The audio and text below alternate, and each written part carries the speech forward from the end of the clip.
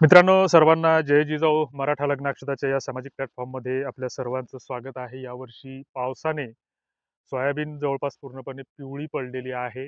आता तुम्ही म्हणाल, की हा लग्नाचा प्लॅटफॉर्म आहे आणि या ठिकाणी सोयाबीनचं काय काम आहे? तर शेताकडे आलो होतो. आपण सगळे शेती-मातीशी नातं ठेवणारी लोकं आहोत आणि शेतकरी विशेषतः कोणाची फसवणूक करत नाही आणि तेच आम्ही वारंवार सातत्यानं मराठा लग्न अक्षताच्या माध्यमातून हे सांगत असतो, की जे काही विवाह संस्थेचे दलाल असतील किंवा फसवणूक करणारी तत्त्व असतील, तर त्यांनाही आमचं हे सांगणं असतं, की आपण ज्यांना फसवतो, तर 1 वेळ, 10 वेळ, 50 वेळ तुम्ही फसवाल. परंतु उद्या चालून जर तुमच्या अवलादी दारुड्या निघाल्या, तर मग काय कराल?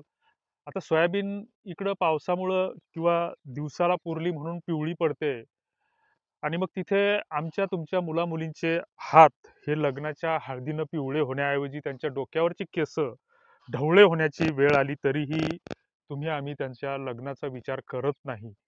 आणि त्याच्यासाठीच ह्या व्हिडिओचं प्रयोजन गेल्या 6 वर्षापासून मराठा लग्न अक्षदामध्ये काम करत असताना अनेक अनुभव आले आणि अनुभवातून माणूस बऱ्याच गोष्टी शिकत असतो आणि मग लग्न जुळत नाहीत आपण एकतर्फी ओरडत असतो. मग लग्न जुळतात कशामुळं किंवा लग्न जुळण्याची शक्यता कशातून निर्माण होते.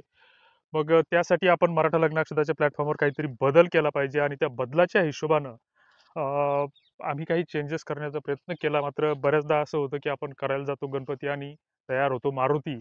अशी अवस्था होती. टेक्निकल गोष्टी आहेत. सर्व्हरचा इश्यू आला. त्याच्यानंतर बरेच बग्स आले आणि जे काही 3 ऑक्टोबरला आपल्याला ॲप्लिकेशनवरील जे काही प्रोफाईल हाईड केल्या होत्या, म्हणजे आपण अदृश्य केल्या होत्या, तर त्या आपल्याला दिसत्या करायच्या होत्या, मात्र त्या करू शकलो नाही. त्याबद्दल दिलगिरी व्यक्त करायला काही हरकत नसावी. आणि मग आपण जे काही बदल करणार होतो याच्यामध्ये तर बदल नेमके काय करणार होतो? तर म्हटलं आपण कुठेतरी WhatsApp ग्रुपच्या माध्यमातून एकमेकांसोबत इंटरॅक्ट होऊ. लग्न जुळवणं ही एकट्या-दुकट्याचं काम नसतं. ते सगळ्यांचं सामूहिक एक काम असतं. मग त्याच्यासाठी सोयरे, धायरे, नाते, गोते सगळ्या लोकांनी सहभाग नोंदवला पाहिजे. डोक्यातून आपण हे काढून टाकलं पाहिजे, की विवाह संस्थेकडे पैसे भरले म्हणजे लग्न जुळते किंवा गरीब घरच्या मुली, कमी शिकलेल्या मुली, अनाथ आश्रमातील मुली, मुलीला वडील नाही. ही सगळी फसवणुकीची दालनं आहेत, हे आम्ही सातत्यानं वारंवार सांगत असतो. आणि मग आता त्यापूर्वी ज्या काही आपल्याला या मराठा लग्न अक्षदा वापरताना जे काही अडचणी निर्माण होत आहेत, तर त्या अडचणीच्या हिशोबाने आपण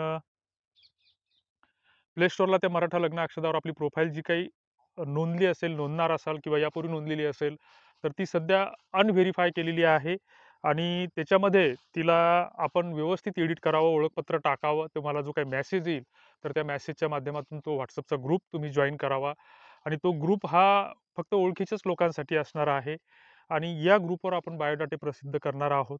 दररोज 2, 4, 10 या हिशोबाने.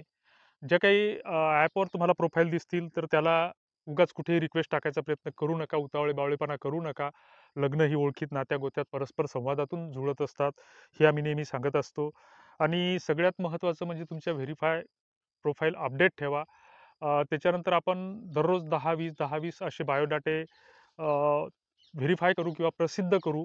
त्यात मुलींचे बायोडाटे असतील, मुलांचे असतील आणि सगळ्यात महत्त्वाचा जो विषय आहे, तर तुमच्या आजूबाजूला जर कोणी तुमच्या नात्या-गोत्यात, परिचयात, तुमच्या तालुक्यात किंवा तुम्ही स्वतः मुलीचे पालक असाल, तर तुमच्यापर्यंत जर हा व्हिडिओ पोहोचत असेल, तर तुमच्याकडे जर एखादी तुम्ही गरीब कुटुंबातील असाल, गरीब घरचे असाल, तर तुमच्या अपेक्षा त्या गरीब घरच्या मुलीचा बायोडाटा आम्हाला टाका. तो प्रसिद्ध करायचा, नाही करायचा त्याबद्दल कळवा. गोपनीयतेची पूर्ण हमी दिली जाईल, खात्री दिली जाईल.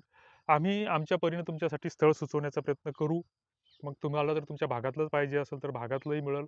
बरीच अशी मुलं आहेत, की अ, जी चांगल्या घरची आहेत, संस्कारी आहेत, कुठलंही व्यसन नाही आणि मग अशी मुलंसुद्धा ह्या गरीब मुलींना स्वीकारायला तयार आहेत. बऱ्याचदा असंही होतं, की आपण म्हणतो, की गुणवान मुलगा, कर्तृत्ववान मुलगा. मात्र असं होतं बऱ्याचदा, की त्या गुणवान, कर्तृत्ववान मुलगा 2 वर्षानं, 4 वर्षानं बिघडतो आणि मग कुठेतरी संसाराची वाताहत होते, काडीमोड होतो आणि मग अशा स्थितीत किंवा तो अपघातामध्ये जातो. तर विधवांना स्वीकारणारी ही बरेच मुलं समाजामध्ये आहेत. मानस फाउंडेशन बुलढाणा यांच्या माध्यमातून त्या ठिकाणी जवळपास 75 विधवांचे पुनर्विवाह झालेले आहेत. जवळपास 150 विधवांना त्यांनी रोजगार देण्याचा प्रयत्न केलेला आहे. त्याचा व्हिडिओ आपण बनवलेला आहे. आणि आपल्यालाही सगळ्या समाजाच्या माध्यमातून, वैयक्तिक माध्यमातून काय करता येईल यासाठी आपण सामूहिक दृष्टीनं प्रयत्न करूयात. तोपर्यंत आम्हाला उगाच फोन करू नका, की इथं प्रोफाईल दिसत नाहीत किंवा अडचणी. कारण आम्हीही तुमच्यासारखेच शेतकरी आहोत, सर्वसामान्य आहोत आणि मग प्रत्येकाला फोनला उत्तर देणं शक्य नसतं, प्रत्येकाला वेळ देणं शक्य नसतं. तुमची काही अडचण असेल तर WhatsAppला आम्हाला मेसेज करा. जसा वेळ भेटेल तसा आपण प्रत्येक मेसेजला उत्तर देण्याचा प्रयत्न करतो. तुमचे काही फीडबॅक असतील तर ते कमेंट बॉक्समध्ये नक्की लिहा. तुर्तास धन्यवाद. जय जिजाऊ.